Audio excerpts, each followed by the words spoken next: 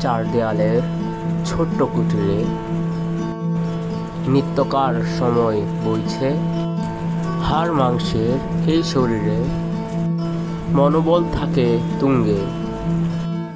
কিভাবে সম্ভব এই মনোবল? প্রশ্ন জড়ো হয় প্রতিক্ষণে।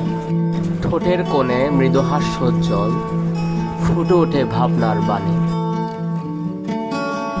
প্রতিনিয়ত চোখ আটকে যায় পড়ার টেবিলের ওই পাশে। প্রাণোচ্ছল প্রহরের এক স্থিরতায় আনন্দ জমাট সেই চিত্রে। হলুদাভ রঙের মায়ার মোহনায় প্রতিনিয়ত ডুবি নিবৃতচারী হয়ে।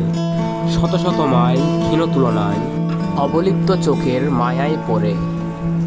অপলকে তাকিয়ে স্থির চিত্রে কতই না গল্প মনে পড়ে। মৃদু হাসতে মনের ভিতরে শান্তির পরশ যায় বয়ে।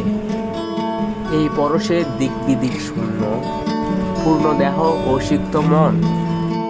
লিখিত কাব্যের নিভৃত পুণ্য করুক তাকে আলিঙ্গন।